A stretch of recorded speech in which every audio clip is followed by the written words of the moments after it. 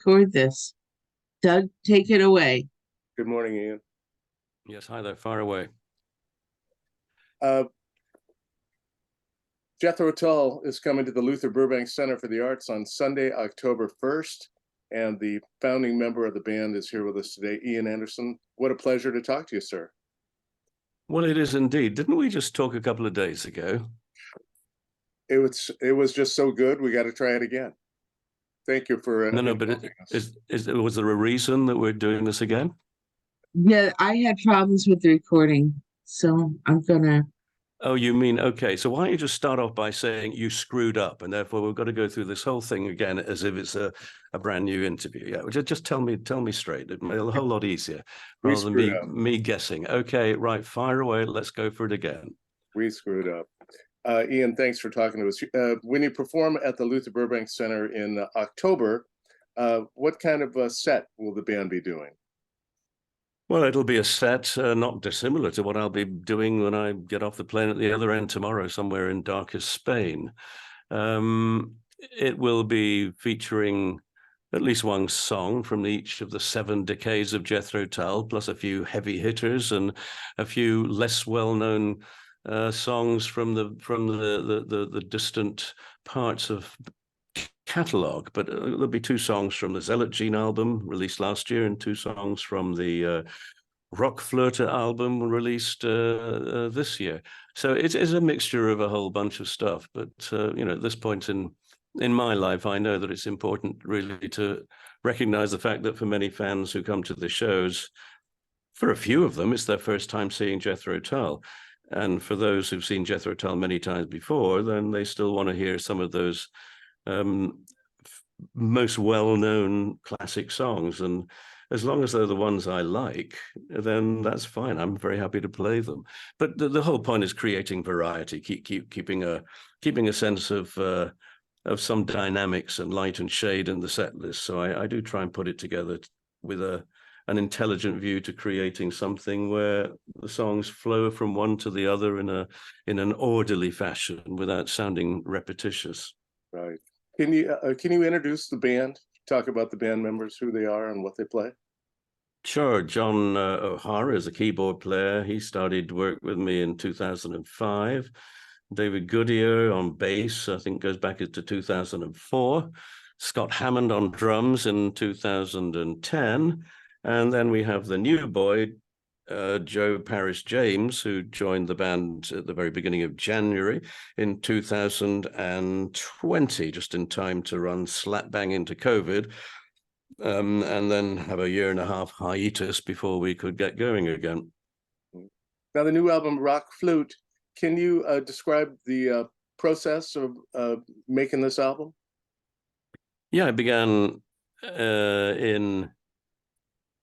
I suppose during the latter part of 2021, I thought, well, I'll have a new album on the go next January. So it had a working title at that point of Rock Flute, since it was going to be a rock album rather than some gentle acoustic affair, and prominent flute playing throughout. So it had a working title of Rock Flute up until the 2nd of January on 2022, when I had then just sort of got a working shape of the album, the content, and I knew what it was going to be about. And I thought, well, the working title of Rock Flute could now become the real title, Rock Flute, but spelt with the umlauts, rock being the old Icelandic word for destiny, and flöte being the German pronunciation and spelling of the instrument that I play. So the working title became the real title, but with grammatically and linguistically correct umlauts firmly in place. Mm-hmm. It must be satisfying to start a project like that and have it work out. Yep. There is little room for it not working out, because when you're working to a deadline and you've already committed yourself, as you have to do these days, to a release date, and more importantly the manufacturing of an album, especially with vinyl, taking as long as it takes to work through the queue and into the pressing plants, then you are really committed to delivering on a certain date, and that is something that in its own way, gives some pretty firm pressure to complete on time. But then it was always like that, going back to the 70s. We would have a precious few days or weeks between tours when we had to get a new album in place, and so working to deadlines is what it's really always been about. There have been a few occasions when perhaps there wasn't a strict deadline, but for the most part, I think there is, and it's good to have that pressure. It's good pressure, not bad pressure. Yeah, I looked at the discography of Tull albums going back to 1968, and there was really one record every year for like from 68 to the mid 80s. Very productive. Yeah, it was back in those days, particularly the decade of the 70s. We were putting out an album every year, which was an incredibly industrious time because we were on tour as well so much. And I think that pressure of touring and writing and recording did become too much by the end of that decade for all the members of the band. We were feeling exhausted, mentally and physically at the end of that period, and so it was time for a bit of a change and a bit of thought and looking at alternatives, which is what we all, in our different ways, did at that point in 1980 onwards. Seemed like in the late 60s and through the 70s, there was such a large palette to create music. And as time has gone on, seems like that palette is shrinking and there's more people trying to make art. Do you find that true at all? Well, I live in my little bubble. I have no idea what other people are doing. I don't really listen to pop and rock music. I haven't done since the mid 70s. So I'm absolutely not in touch with either contemporary artists or indeed what the world around me is doing, and particularly in terms of the music industry. It's not something that I have my occasional need to interface with the professionals in that world, but it's not something that I'm aware of really. I just don't follow that sort of stuff, so I have no idea what's going on at all, really. No. And I imagine it must be very difficult for young bands today, because for sure there's going to be a whole lot more pressure now than there was when I began. Maybe your chances of success for 1 in 1,000 when I started is probably 1 in 20,000 now, just because everybody wants to be in a rock and roll band or to be a pop star. Was there a moment in your life when you were really hit that I want to be a musician and this is really going to work for me? Primarily, I suppose it was in the couple of years when I was at art college, when I was weighing up the prospect of being creative in a painterly world, but at the same time, I had a growing interest in music, and I did have to make that firm decision at one particular day or one particular week, when challenged by the principal of the art department that I was working with, who said, "Look, you're going to have to make up your mind. You're going to be a musician or be a painter." And I said, "Well, give me until tomorrow. I'll make up my mind." So I did, and that was the moment when I rather burnt my boats in a way, because I knew that I could always go back to art college, or I could always go back to do some kind of academic training and pick up the pieces that I'd so embarrassingly dropped in my attempt to be a working musician. But things, after a rough few months, things did begin to settle down, and there was the real prospect of at least making a gainful living as a musician, if not necessarily being super successful. Now you are the undisputed champion of rock flute players. I mean, I can't even think of who the second greatest rock flute player is, and I'm sure you could give me some names. But how did you end up picking flute as your instrument? Because as a not very good guitar player, I came to the sobering realization that there were other guitar players who were way better than I would hope to be in the next year or two at that point. And amongst those were Jeff Beck, Jimmy Page, Ritchie Blackmore, and of course Eric Clapton, who I'd heard by then in his role with John Mayall's Blues Breakers as being the principal, very articulate purveyor of white British blues. And I resolved at that point I should sell my guitar, quit playing guitar and find something else to do. And so being a singer was the obvious thing. And I traded my guitar in for a Shure Unidyne 3 microphone made in Chicago, and then a flute that was the most very basic, cheapest student flute that I could find. And I didn't learn to play the flute at all until some months later, when it finally I got a few notes out of it. And once I had a few notes, then I could play some simple improvised solos. And within, I suppose, about 4 weeks of getting my first note out of a flute, I was able to use it on stage at the Marquee Club, and obviously impress some people because there weren't too many other folks playing the flute at that point. Although there were a few. There was Chris Wood from Traffic, who played saxophone but doubled on flute here and there. There was a guy in King Crimson, I think, who played a bit of flute. And of course, Ray Thomas and the Moody Blues, who played flute and tambourine.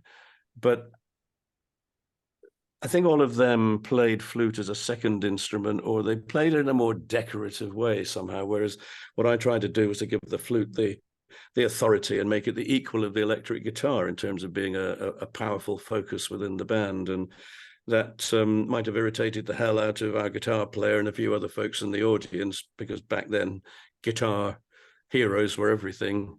Flute heroes standing on one leg were not exactly anything other than a bit of a mild oddity. It was very unique. Do you come from a musical family at all? Your brothers or parents or anything play music?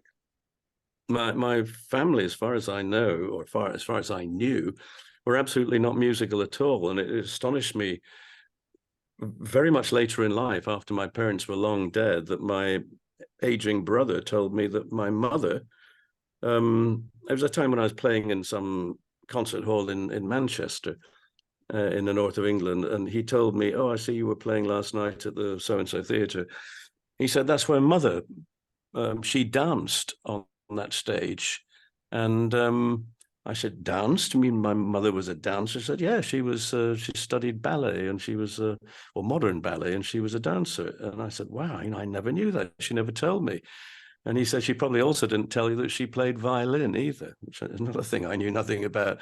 So it transpires my mother secretly had, at the time she got married, played the violin and was a dancer. But I think that was at a time when women had to really choose between being a wife and mother, doing the washing and the cooking and stuff, or having some kind of a career. And she gave it all up. I rather think she never wanted to talk about it because she felt perhaps a real sense of longing and regret that she'd been unable to follow her artistic plans, as they must have been, I guess, as a teenager, that she had to put it all behind her and grit her teeth and become a wife and mother. So it's quite surprising, really, that yes, it did, but I didn't know that until about 15 years ago. I guess I found that out. How about your children? Are any of them following in the family business? Well, my son, when he left university, came to work for me, first of all, as a drum roadie and stage manager, front of house sound, front of house lights, production manager, and played the drums on all of my orchestral tours back in from about 2004 onwards. So yes, he is very much part of the musical side of the family. My daughter is not, although she is connected to the world of arts and entertainment through her husband, who is an actor. My grandchildren have a seemingly not just a passing interest, but a strong interest in playing musical instruments, but they're not necessarily, I think, anything beyond a hobby. We'll see what happens when they get a bit older, but they're still at an age somewhat before I made any decision to take music really seriously. Do you ever watch videos of Jethro Tull with your grandchildren, with grandpa standing up on one leg playing the flute? No, I don't really watch any videos with them about anything, because I feel about watching videos or TV with other people in the room the same ways I do about eating with other people in the room. I just really, I want to concentrate on what I'm doing, and people have a horrible habit of starting to talk over whatever it is you're watching, which I find so damned annoying. And the same thing when you're eating, people start trying to have conversations, and I'm trying to masticate whilst keeping out of conversations which quite often don't really interest me. So I'm a bit of a bit of a surly, grumpy old guy who eats alone, sleeps alone, watches TV alone, and I'm just not really a sociable kind of a person. But doesn't make me a bad guy. It just means you've got to be careful about when you have expectations of my being friendly and open and sociable. I mean, I'll say to the family, you're welcome to come around any time, but try and give me 2 weeks notice in writing. And let me know how long you're staying. Yeah. Well, that makes this conversation we're having now that much more special for me, Ian. I really appreciate it. Now, a lot of your classic albums, turned 50, and they were revisited. One, can you talk a little bit about Steven Wilson and the remixes that he did?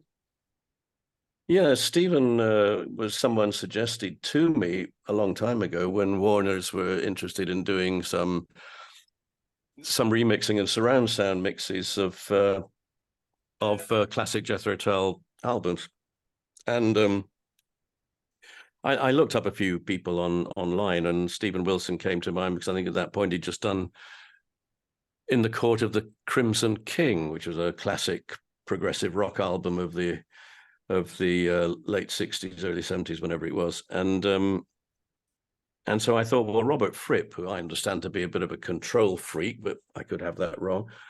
If he allowed Steven Wilson to do that, then he must have had a high level of confidence and felt very positive about his abilities. So I asked Steven, who did a test mix of a couple of tracks from the Aqualung album, if I'm not mistaken, and we went on from there to work on a series of albums, which he, with slightly younger ears than mine, could apply his skills and his sensitivity to finding the right balance between reconstructing the original work in terms of balance and tonality and instrument placement and so on, but also bringing a little bit of a nuance to it, which was his own.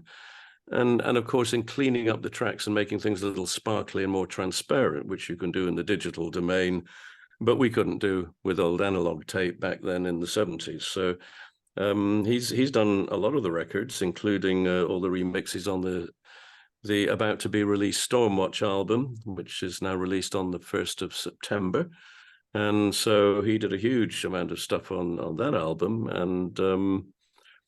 And Jacko Jaksic, who is another remix engineer that's done a lot of work for us in remixing, both doing surround sounds of at least one of our new albums, as well as a lot of live material. There's another of those people who does that sort of a thing. And now that King Crimson, because he was the singer and second guitarist in King Crimson during these last years since they decided to reconvene and do some touring. But now Jacko is really making his living primarily out of doing that sort of work. And Bruce Seward of the Pineapple Thief is the guy who did the surround sound mixes and the alternative stereo mix on the new Jethro Tull album that just came out. So I'm quite happy working with these folks who've got a pedigree in their sense of understanding about the music and that genre, but they're probably 20 years or so younger, or 30 years younger than I am. When you had to sign off on these albums, I imagine, and when you listen to them, were there any that just kind of took your breath away and you went, man, these are really good?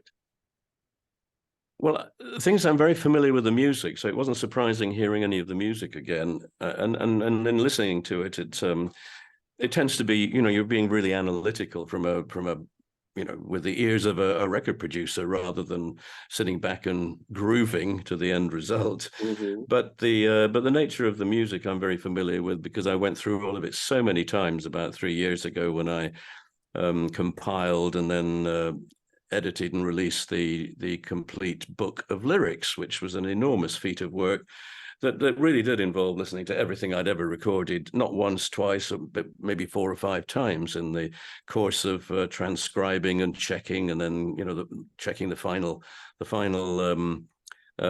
manuscript, as it were, in PDF form against the original lyrics. So I got so used to hearing that music, everything I'd ever done, and which was for the most part surprisingly enjoyable, because there were certain things I thought, I'm going to hate this when I have to endure listening to it again. But most of it, I found I got into the spirit of it when I looked at it in the context of when it was written and recorded, and it didn't seem, mostly it wasn't too disgraceful at all. I didn't feel too shabby about it, surprisingly. Now, your tour that is coming up, you're starting very soon, and I noticed you're going to be performing on August 10th in Germany, and August 10th is your birthday. So happy birthday from us in Sonoma. Thank you very much. I'm not really a birthday guy, and birthdays quite often seem to fall on on a day when I'm away on tour somewhere. But it's probably best that I'm out of the house, because I'm not usually in a very good mood about being a year older. So the audience, if they know what's good for them, won't remind me by holding up signs or chanting or doing something. So I should probably just get pissed off if they They'll probably sing happy birthday in German to you. Well, I know, and it's I'm sure they mean well, but it's I should be groaning and holding my head in my hands if that happens yet again, because it's happened so many times in the past. But anyway, yes, I came back from where did I come back from? I came back from Italy, didn't I? Yes, just 3 or 4 days ago, and then I'm off to Spain tomorrow, and then to Germany again, and then then it's the USA, the first of 3 US tours. But we've been on the road most of this year, playing in a whole lot of different countries, and indeed we have more to go during the latter part of this year and the first part of next year. So a lot of commitments to do, a lot of burning of aviation fuel, sadly. Yeah. Do you have a favorite place that you like to tour, that you look forward to? Well, yeah, the place I look forward to most of all is London Heathrow Airport Terminal 5 when I come home again at the end, because that's my sense of homecoming is really what drives me and has done since I was very young. My brother was a seaman. He went off to sea when I was a small boy, and was on long trips in the Far East on oil tankers. And I know, he would be really excited about going away on some big adventure. But I know that what meant the world was when you arrived back and you saw old Blighty on the horizon, and then you steamed up some river to an inland port to tie up. There's a sense of homecoming. It's so incredibly important. I imagine that is quite a common feeling, and it's one of the things that drives you, however much you like going away and the adventure of embarking upon a new touring spell. It's the coming home is the really, really important thing. I'm a bit of a homebody. When I get home, I'm just so happy to be home for 2 or 3 days, and then I start repacking my suitcase, ready to go again. Even if I'm not going for for another few days, I still feel this compulsion to be prepared and get everything ready. 48 hours after I get home, my case is packed for the next trip. Mm. Now, is there new music on the horizon for Jethro Tull? There is, but it's not music that I'm going to continue with just yet, because I would much rather to get really immersed in a new project when I can keep the ball rolling, when I can keep that momentum going and push it through to the conclusion. I don't want to do what I did in 2017 and record half an album and then end up not finishing it, and then COVID came along, and so it took 4 years before this Elegy was completed from the point where I had written all the music and all the lyrics and recorded and mixed, in fact, the first 4 songs. But I don't want to do that again. It was a bad experience of a huge gulf of nothingness, and to try and pick it all up after that and build up the momentum again was it wasn't that it was so difficult, it was just unsatisfactory. Is there a point when you're writing a new album when you feel like I'm onto something now, this is going to work, and then it starts rolling? Yes, it's usually within about 24 or 48 hours after starting, because I like to have a totally blank canvas. I like the idea of going into work and not having a clue what I'm going to do. And then there is that perhaps a few hours of nervous prevarication, thinking, oh, well, maybe I'm not quite ready yet. Maybe I should just go and read the paper or do something else.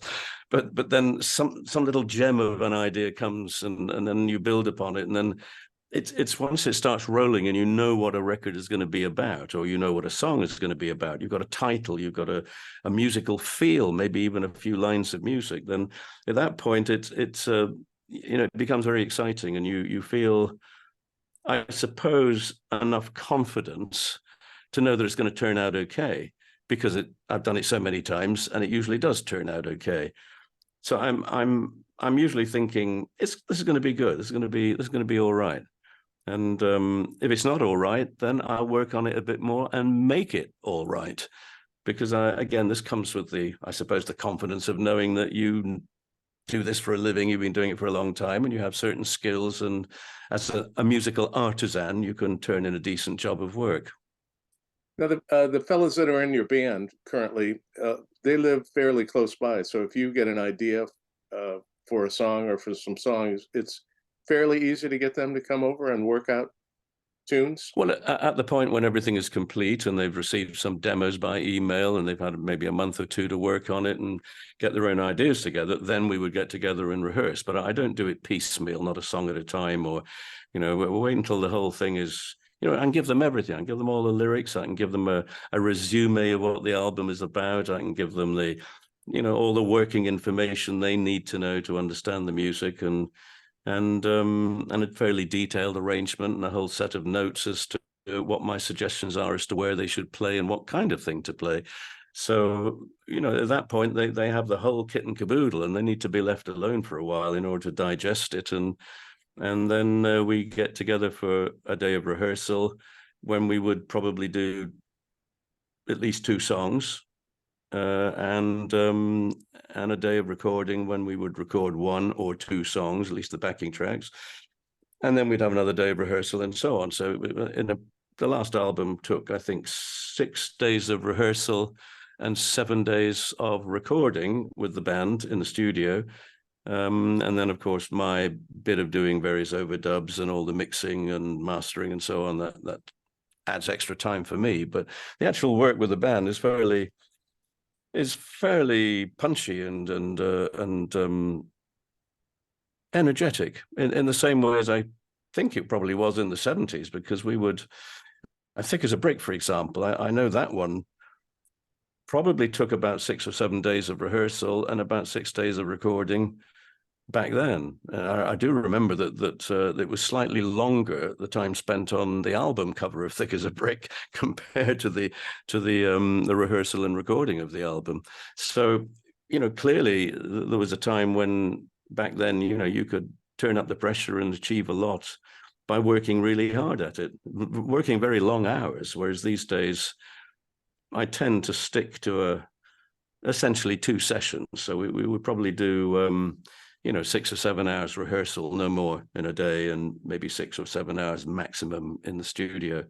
And not with all of them all of the time, because some of them, will take a break just to clear their heads before they go back in the studio again. But, we try and do it performing live as a band and playing all together in the studio, which I think is a good way to record, but unusual, relatively speaking, these days to record that way. Mostly it's done piecemeal or by people sending audio files back and forth to different musicians in different parts of the country, and having it all stitched together by a record producer or an engineer somewhere. But we work in what used to be an old-fashioned way of getting together in the studio and looking at each other in the eye while we're playing.